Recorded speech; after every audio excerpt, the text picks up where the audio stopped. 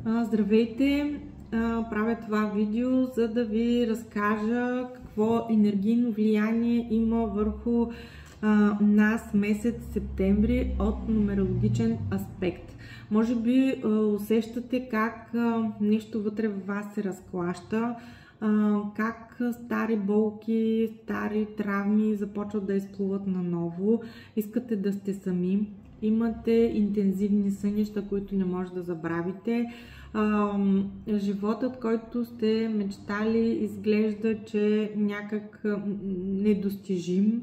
Започвате да се питате кой съм аз, изпадате в меланхолични състояния, депресивни състояния или рязко ви се иска да си изразите мнението.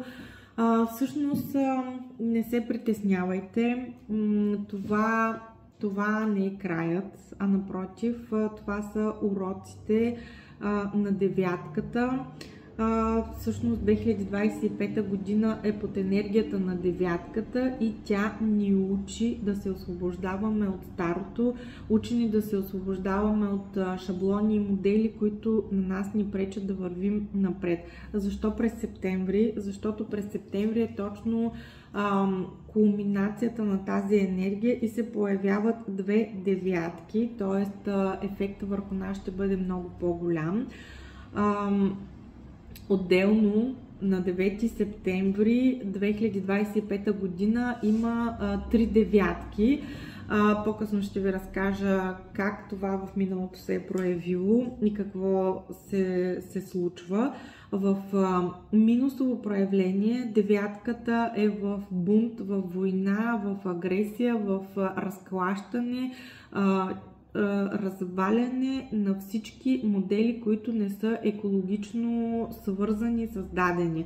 А в плюсово проявление девятката е изцелението, мъдростта и това да се свържеш вътре със себе си, да намериш баланса между духовното и материалното. Най-големият урок, който имаме, най-големият изпит, който имаме през септември е това да намерим баланса с видимото, невидимото, с баланса в емоционалния баланс в нас, независимо какво се случва, в какви емоции изпадаме. От нас се иска да сме балансирани, да приемаме с любов, с прошка събитията и най-вече да покажем доверие към Всевишния. Подготвила съм един файл, в който, когато си напишете имейла, системата автоматично ще ви изпрати разяснения как може да изчислите и личната си енергия за месец септември, защото спрямо рождената дата на всеки един от нас се образува една лична енергия и в този файл е описано какви ще бъдат всъщност изпитите или пък нещата, от които имаме да се освобождаваме. Зависи всеки кой както го разбира. В този файл има един промокод, обръщам ви внимание, промокод, който ще ви даде преференциална цена от началото на септември до края на месеца, от който може да се възползвате. В този код, в този анализ има повече от 45 числа, 45 енергии, които влияят върху вашата личност в различни сфери във вашия живот.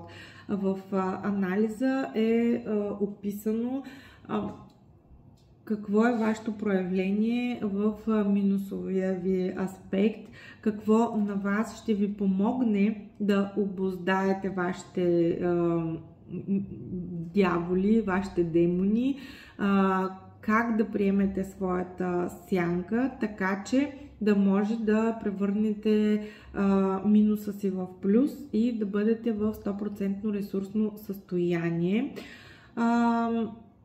Възползвайте се и освободете пространство в вас, разчупете всички стари модели, които не работят, защото октомври месец е под енергията на единицата. Тогава, когато започваме нови неща, когато слагаме основите на новото, защото 2026 година е също под енергията на единицата, където ще работим и ще слагаме основи във всеки един наш сектор.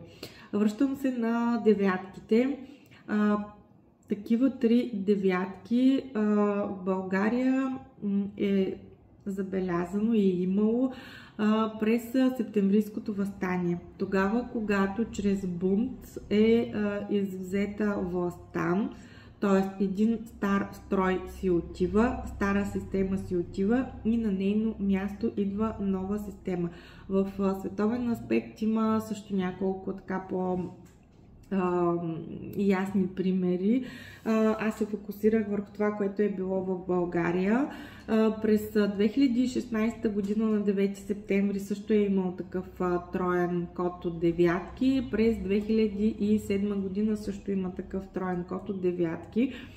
Лично за себе си може да се върнете назад във времето и да видите как сте преминали през тези периоди, какво ново начало се е появило във вашия живот, нова работа може да сте започнали, да сте се преместили в друг град, може би и връзките ви са преминали на следващо ниво.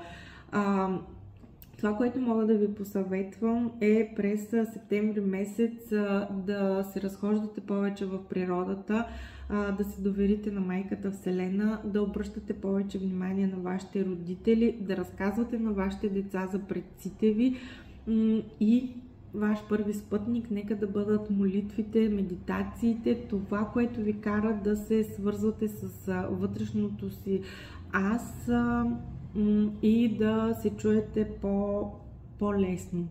Желая ви един балансиран, мъдър септември.